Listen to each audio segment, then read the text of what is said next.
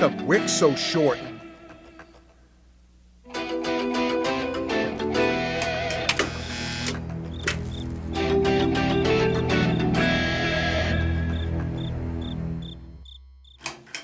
Welcome to AFS After Dark. I am Barry Arruda, Northeast Regional Manager for Advanced Fuel Solutions.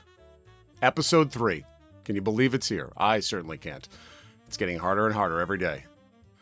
Anyway, I hope everyone had a happy 4th. I know I did.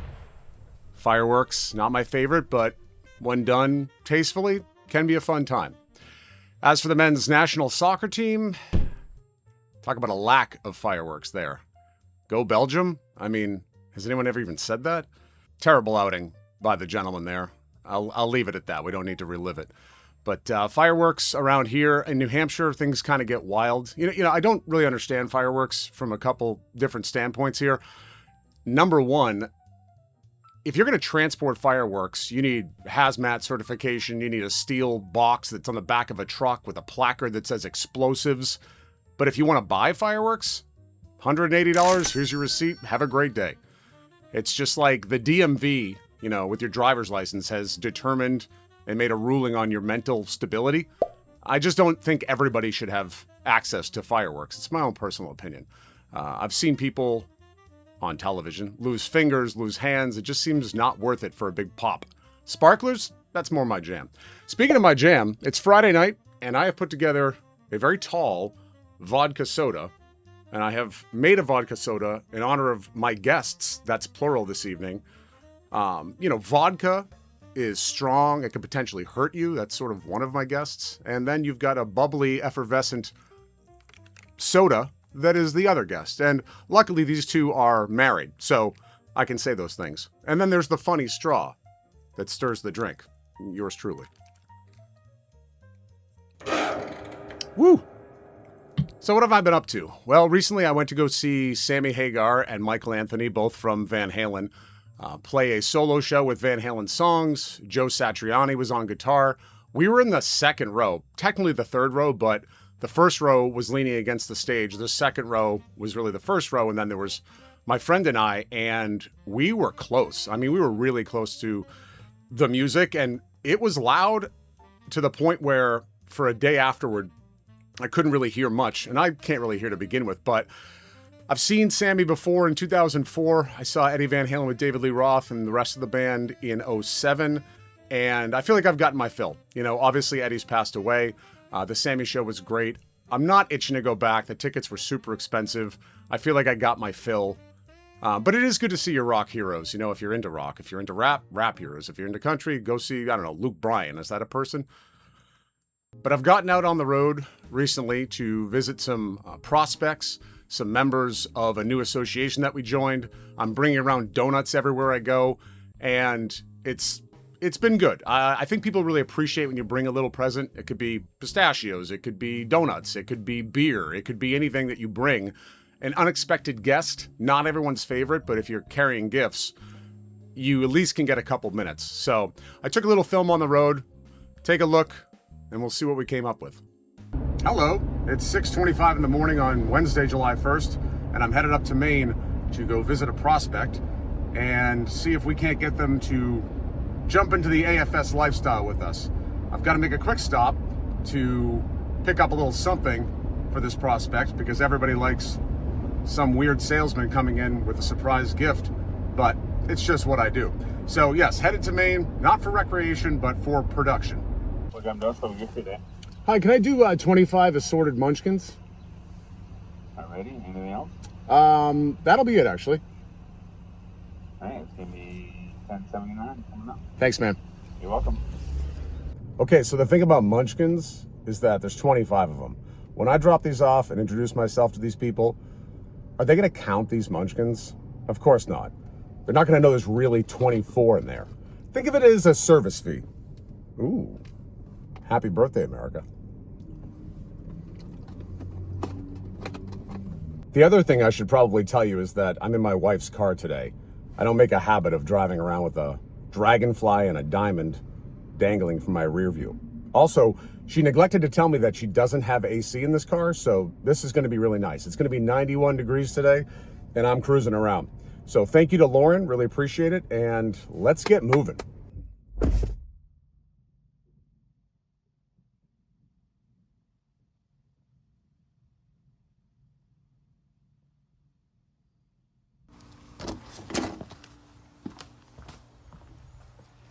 Hello, I'm Barry from Advanced Fuel Solutions. How you doing? Oh, I'm good. You're Barry. I am Barry. You're weirder looking than I thought you'd be. Oh, thank you very much. You must be Sarah. I am. Fantastic. Well, I brought you some donuts. I just wanted to leave this little gift with you. As I said, I'm Barry. I want to introduce myself and talk with you a little bit about what we do at Advanced Fuel Solutions with fuel treatment. Oh, don't even bother. Do you have a credit app? A credit app? Yes, I actually happen to. I carry one with me everywhere I go. It's right here. I'll sign whatever. Wow. Okay. Fantastic. Well, enjoy the donuts. Thanks very much. And yeah, this is going to be great. It was nice meeting you, Barry. Likewise.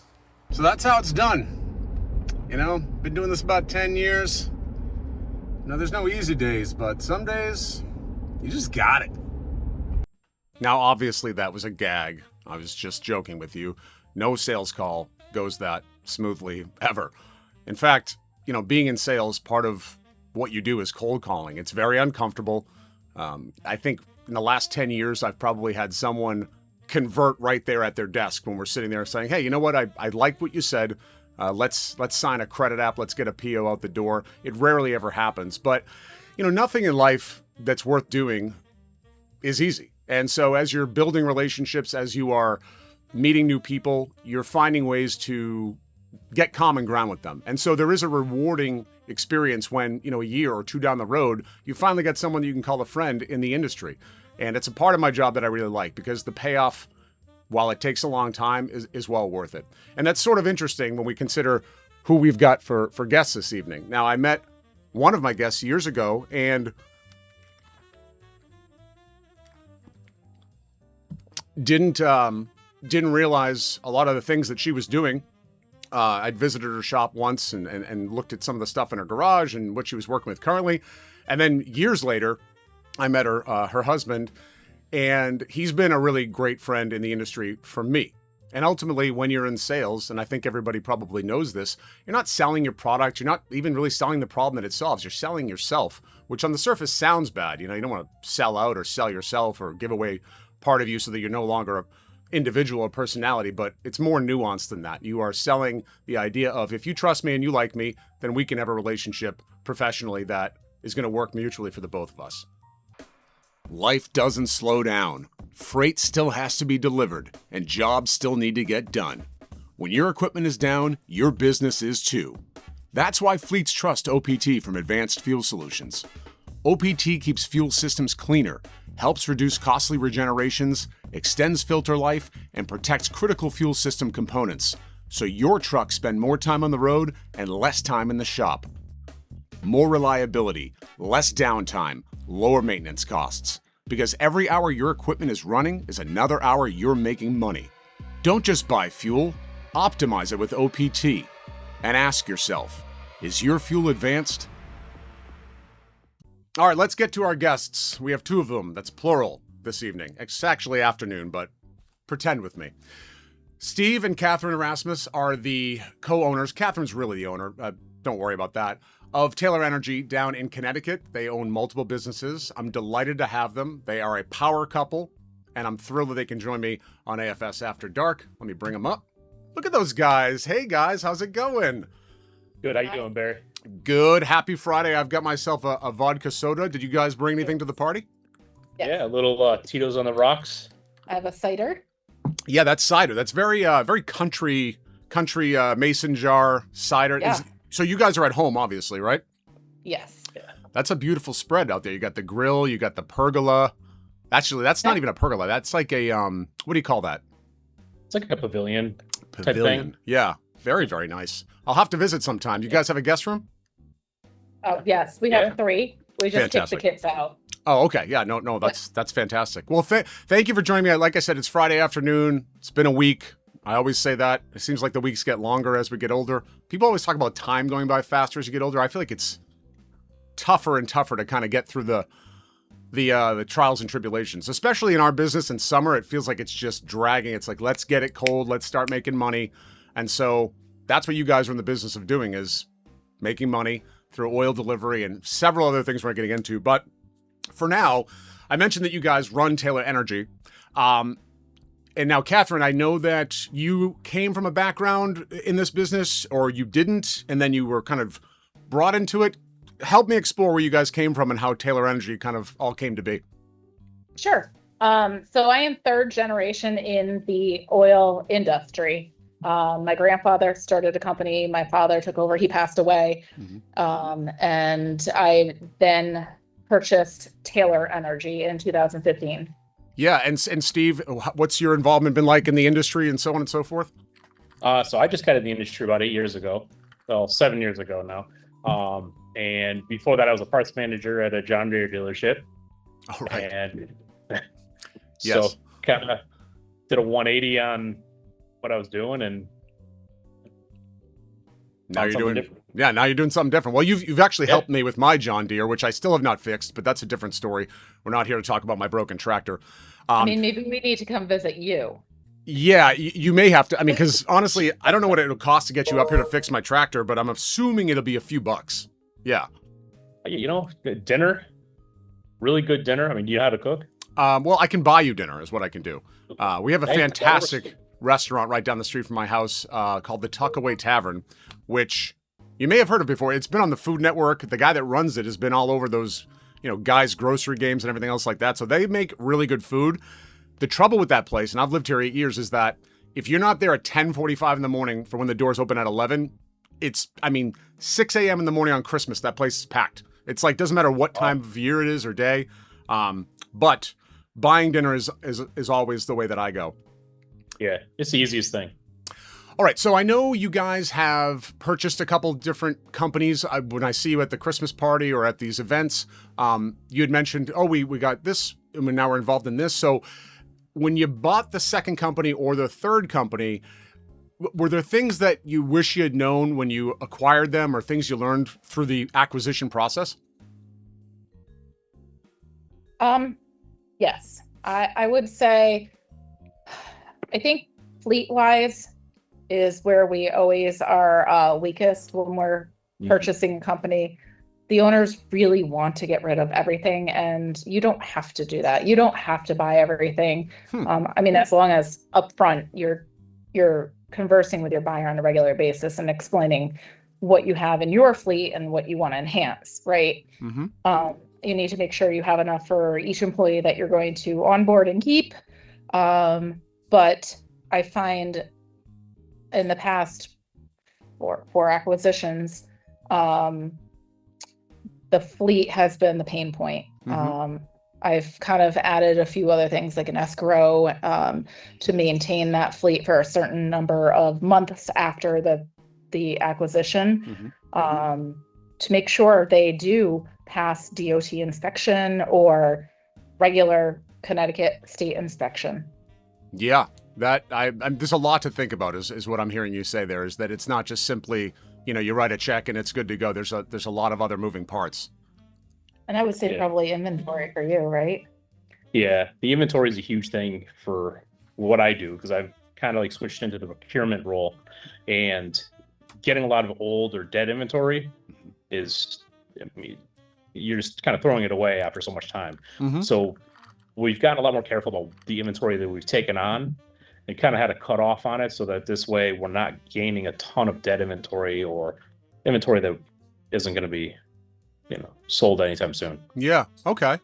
Yeah. So you guys, obviously you're running Taylor Energy, but is it two other businesses I'm thinking of, or are there three now? Three. So what are those other businesses, if you don't mind sharing? Sure. Do that. So we have AB Bizzano, that's up in Norfolk. That's full HVAC and plumbing. Then Summers. Well, yeah, and then Summers Oil was the first acquisition that we did. That one there we've absorbed into Taylor Energy now. And then we've got Wilson Norwich.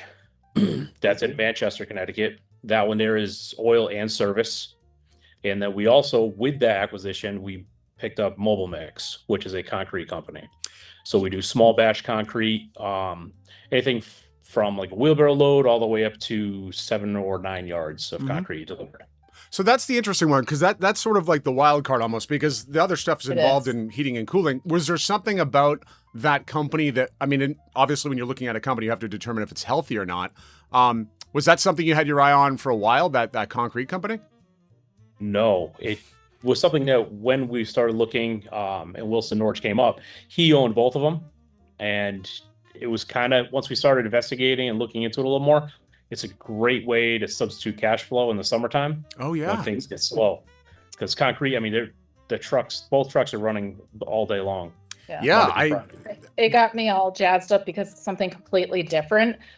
And I'm like, wait a minute, this could grow. And I noticed their website needed a little love. And there's just so much opportunity out there. You know, he was winding down and not marketing that. There's just opportunity, and I was really excited about it. We've done pads for our outdoor tanks with it. The landscapers, fence companies. contractors. They've got a very large base, and it's actually nice to have that positive cash flow, especially when we get slow with oil deliveries. I did some secret shopping with it when I was in an LOI at the time.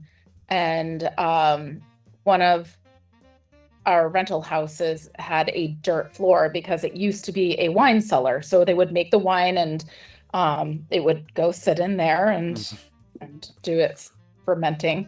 And water kept coming in that particular corner of the basement. So I ordered it up and saw how the whole thing went. It was a lot of fun. It was great. No, that's cool. And plus, if you own a concrete company, if any of your competitors get out of line, you can get rid of them pretty easily. 100%. Yeah. Yeah.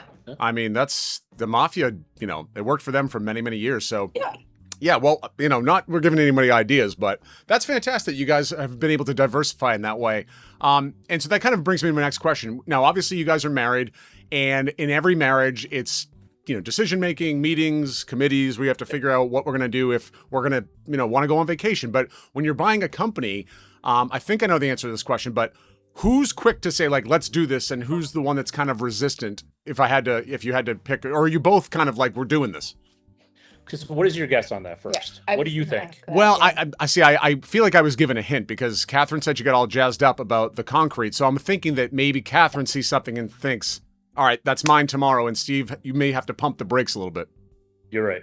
All right. 100% right. 100%. Yeah, that's. Yep. I mean, and I feel like, and maybe I'm wrong. I mean, I have my wife. I'm a go and grab. I don't think about money. I just spend it if it, And then my wife Lauren is much slower. But I can't imagine anyone, like, the personalities have to sort of be different, right, in a marriage, because if both people, I mean, you'd be in the poorhouse if it was just Amazon boxes are showing up every day and it's like. But then again, if you're both really, really, what's the word I'm looking for? Not cheap, but if you're both a little bit more, what's the word? Reserved. Yeah, reserved. Yeah, cautious, perhaps timid, trepidatious, if we want to go there. But then it's like, The SAT word.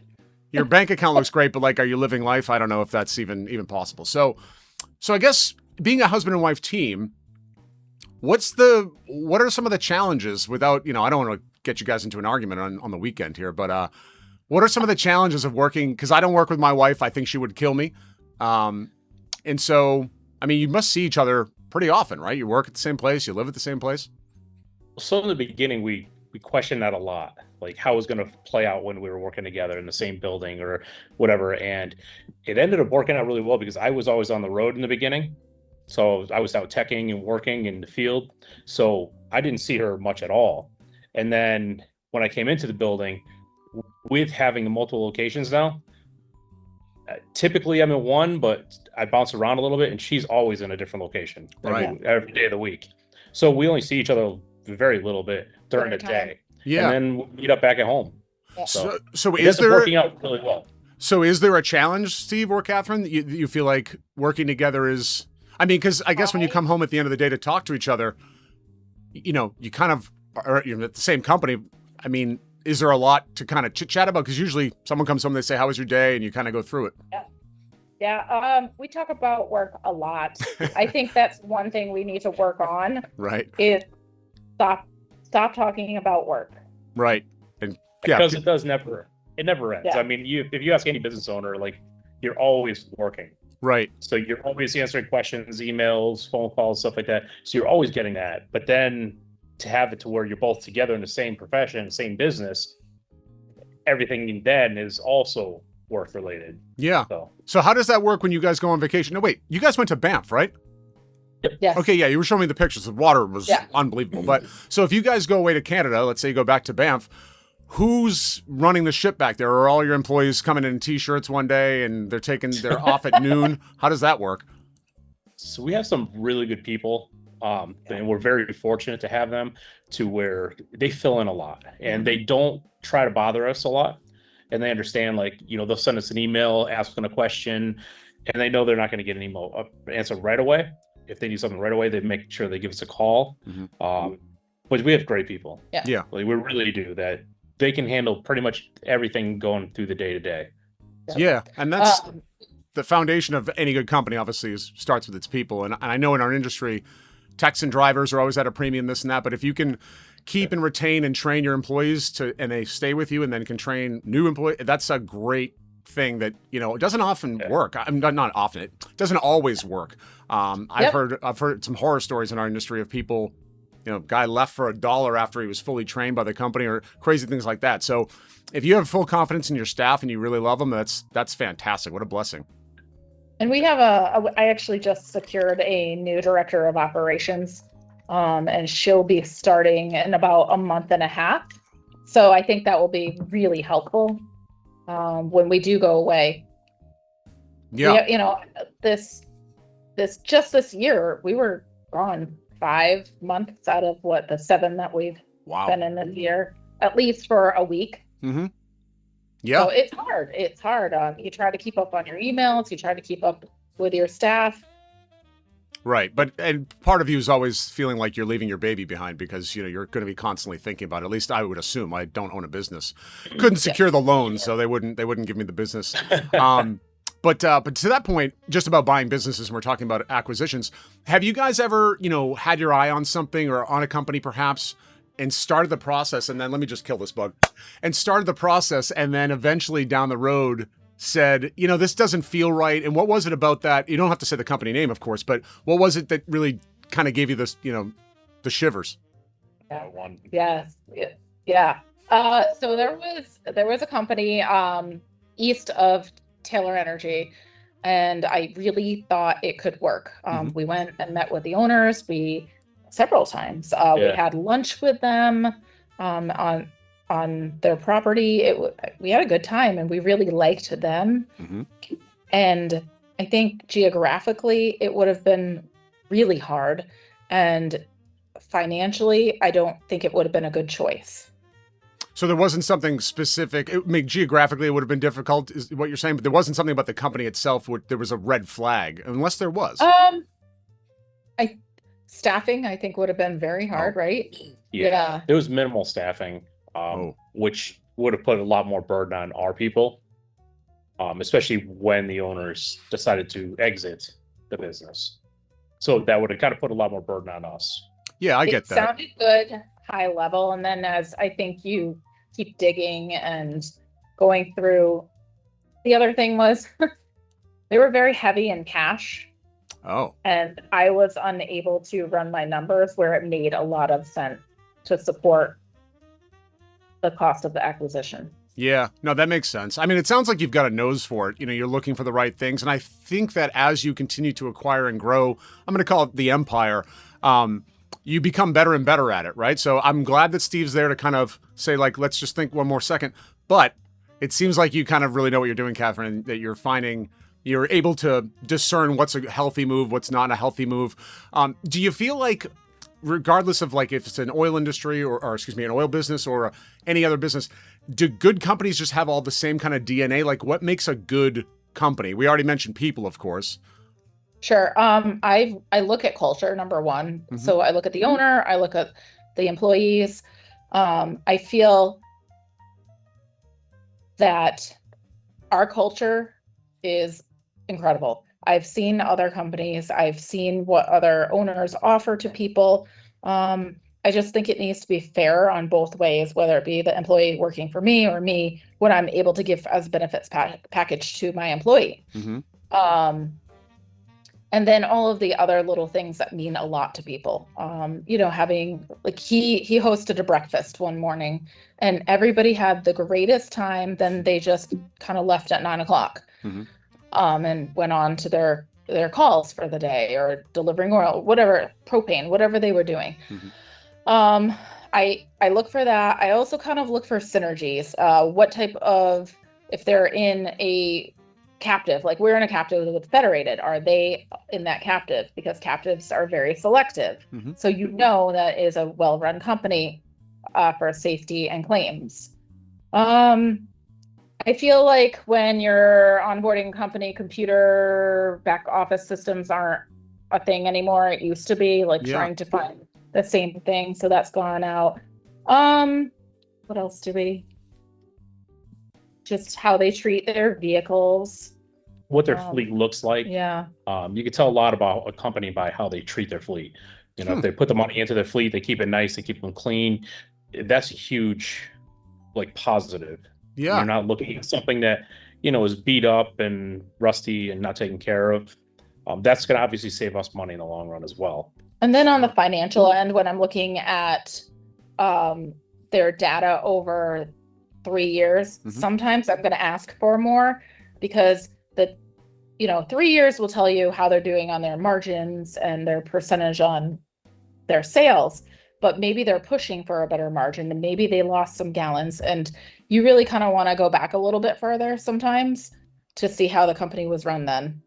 Yeah. So you're like a detective in that regard. Yes. Yeah. And I guess you have to be. I mean, you don't want to put your neck out there too far and then have things go sideways. And Steve, it's interesting, the thing you said about the vehicles, like I would never even consider that, but it's a great, mile marker for where, like, because if a guy's truck is completely kicked to rust and is falling apart, that's a microcosm for some other bigger, issue. So that's interesting. So I guess, so Taylor Energy is a successful company. You guys, Catherine, you've been involved for years with that company and now you guys are growing. Is there a misconception about what a successful company looks like? Or, what is the biggest misconception of what running a successful company comes with? Did I word that correctly? It sounds right, but I could be wrong. I guess what I'm trying to ask is, what is the biggest misconception of running a successful company? That it's easy? But that's probably the best. Yes, I would say not only is it easy, that it's easy for us too, that we don't have to put in the time or the effort. It just happens, and It doesn't. There's a lot behind the scenes. There's a lot of hours that we put in at night. Mm-hmm. I mean, our pillow talk is ridiculous. Let me tell you about it. Oh boy. Well, yeah, no, I mean, I'm imagining if that's, again, if you're the owner of the company, if someone doesn't show up to work or someone is sick or whatnot, I mean, the first person that has to get into a truck would be you guys, right? I mean, you can't even look elsewhere. It falls back on you. So yeah. Or there's a lot of shuffling. I mean, we're very lucky because we do have a little bit bigger of a staff. We have people that are cross-trained. The one thing that we have been focusing on is redundancy. Mm-hmm. But I was never able to get to that point because I couldn't get past 21 employees. And you can't have a lot of redundancy at that point. It's very hard. Now that we're bigger, we do have the ability to have more people help in other places. If somebody were to take the Connecticut Leave Act or were hurt on the job or something like that. Yeah. You'd be stepping in a big way at that point. And you mentioned Connecticut, and that's where you guys are.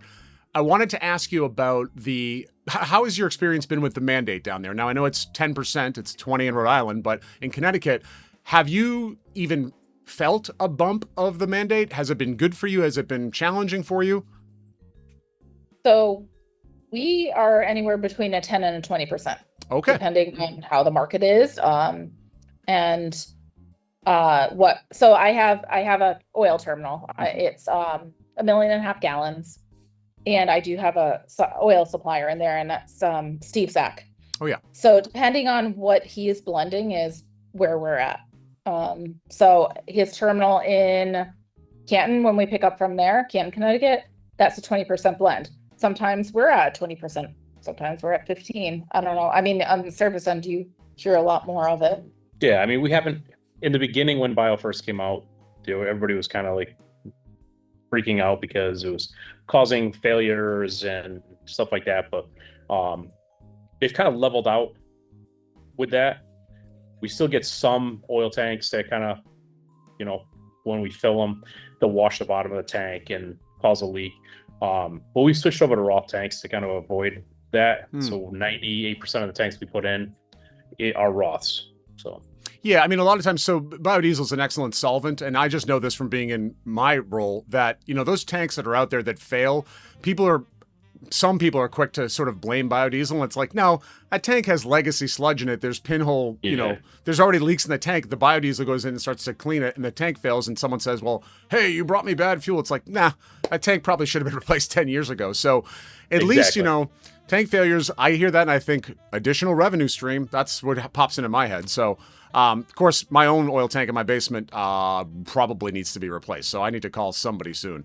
So yeah, if you're gonna come up here to maybe work on my tractor, yeah, I'll take you out to lunch and yeah. Buy a tank with me, and we'll do that for you. I've helped him do a tank before. My tank. So this house was built in 1764.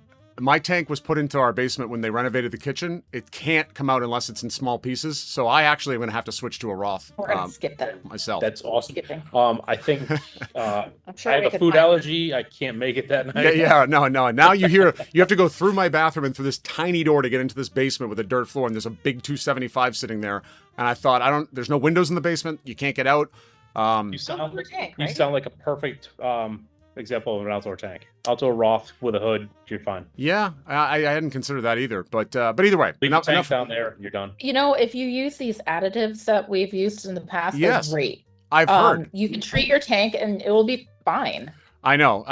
Believe me, the additives are in my house. They are doing their job. But that tank just looks old. It was here when I got here. That was 8 years ago. It's much older than that.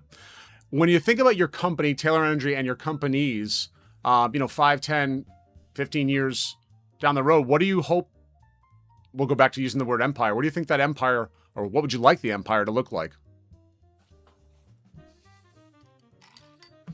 I feel that question will change. I set goals and I make sure they're attainable because sometimes I get a little crazy with my imagination. Right. And then they change, right? I had this imagination or this dream that I wanted to, I'm like, okay, 3 companies, that sounds really great. And I realized that company was a little too far away to just meld them into one. Right. So then it became 4 companies. And I don't know. I want to make sure we always provide the best service for our customers. I do want to make sure, I kind of want to stay in Connecticut. Mm-hmm. Massachusetts mandates are so hard. Yeah. And I just don't have interest in trying to tackle that. I have enough in Connecticut. But I definitely want to stay, divide Connecticut in half, through right the middle, and just stay at the northern half. Yeah. I'm not sure. I can't really answer that question. No, that's fine. I think, if the right opportunity popped up and it was in, say, New Haven or something, would you ever, consider going, further? What if there was a... no, you're not. It's a heck of a drive to get down there and through there. Yeah. But yeah, I wonder if the right opportunity popped up in, say, maybe New York, if you would venture to look into that. So. All right. Well, you never know. But so a healthy, successful company, in order to sort of continue growing. Would you take on additional businesses now that you've got the concrete? If someone said, "Hey, look, we want to get you into this line of business," would you continue to diversify, or would you like to kind of stay in the energy sector? So, I want to say it was 2016 or 17. I was at a heat show, and we did this exercise. Everybody got given a t-shirt. It was all different colors. I had an orange t-shirt and it said diversification on it. And we had to put these little t-shirts on and we had to divide. And the whole exercise was about staying alive in your business and diversifying. And I feel like we've added plumbing with AB Bazzano. We've added concrete.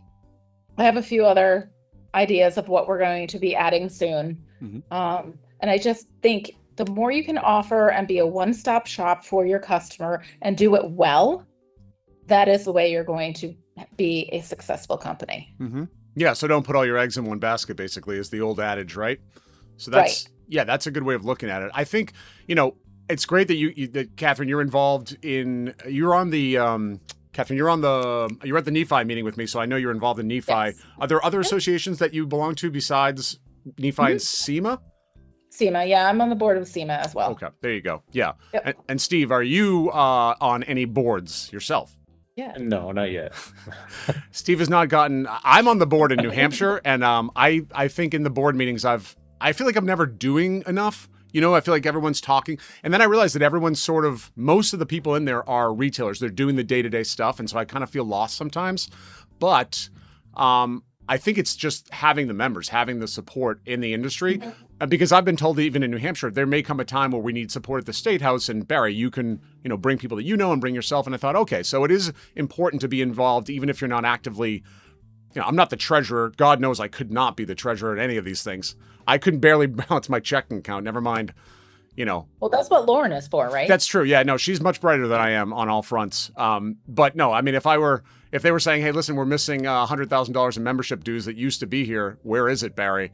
You know, that might be the end of me. So either way, but it is good that you're involved and that you're doing those things with those associations. And it sounds like you guys have all your arrows pointed in the right direction and that you're moving in the direction that you'd like to be. So congratulations on that. We are going to bid Steve and Catherine adieu. And I wanted to thank both of you for coming on my little corner of the internet here and sharing some of your story and your business with me. Hopefully we will be seeing each other sooner than later. Will I see you down in Newport, Rhode Island? Yes, Yep. you will. We will Okay. be. All right. So let's make a plan to have dinner while we're down there. That, Sounds Absolutely. good. Yeah. Sounds it's good. very hard for me to get people to come to a table with me, but now that I have you on screen and now that everyone's seeing it, you're kind of locked in. So Yeah, that's fine. Yeah, we're enjoy good. your weekend. I will catch up with you soon. And thanks again for joining me. Okay. Sounds Thank good. you. Thank you. Bye-bye. Bye-bye. So there go Catherine and Steve, and they are off to do whatever they do on Friday nights, which I'm sure is pretty wild.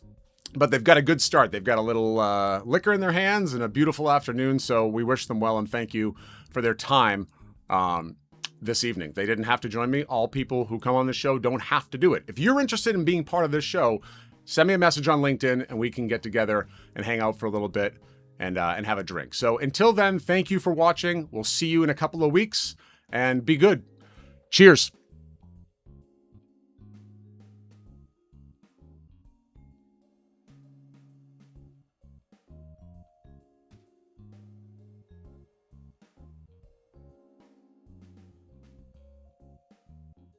I'm delighted to have them here with us. Like I said, dynamic duo. And we've got some questions, some real hard-hitting journalism for these two. So I'm going to bring them up. And oh, I brought up my email instead. Let's take that again. You see, we're just working things out. What a All right. All right, let's try that again.